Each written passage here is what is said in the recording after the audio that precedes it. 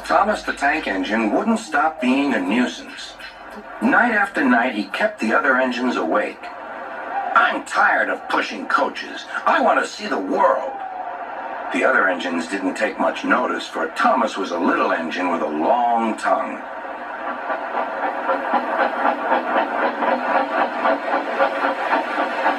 But one night, Edward came to the shed. He was a kind little engine and felt sorry for Thomas. "I've got some freight cars to take home tomorrow. If you take them instead of me, I'll push coaches in the yard." "Thank you," said Thomas. "That will be nice."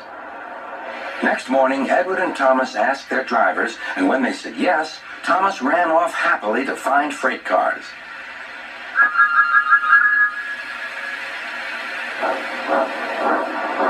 Now, the freight cars are silly and noisy. They talk a lot and don't attend to what they are doing.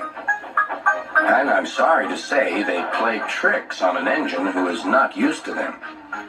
Edward knew all about the freight cars. He warned Thomas to be careful, but Thomas was too excited to listen.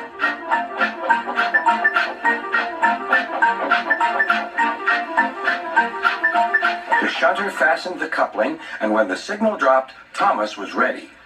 The conductor blew his whistle. "Beep, beep," answered Thomas and started off. But the freight cars weren't ready.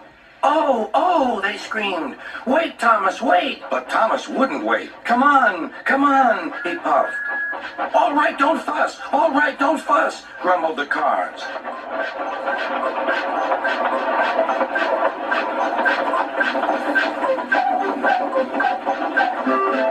Thomas began going faster and faster. "Whoosh!" he whistled as he rushed through Henry's tunnel.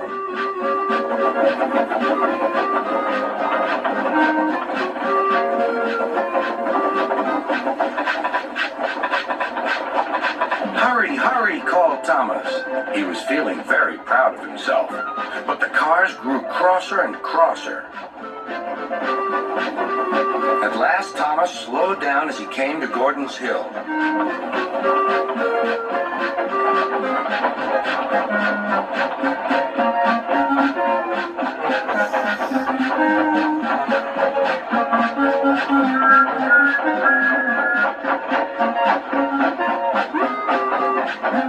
"Steady now, steady," warned the driver as they reached the top. He began to put on the brakes. We're stopping," called Thomas.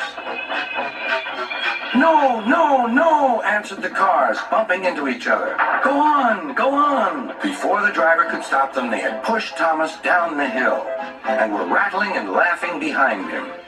Poor Thomas tried hard to stop them from making him go too fast. Stop pushing," he hissed. But the cars took no notice. Go on," they giggled in their silly way. "There's the station. Oh dear, what shall I do?" cried Thomas. They rattled straight through and swerved into the goods yard. Thomas shut his eyes. "I must stop." When he opened his eyes, he saw he had stopped just in front of the buffers. There, watching him, was Sir Topham Hatt. "What are you doing here, Thomas?" he asked. "I've brought Edward's freight cars," Thomas answered.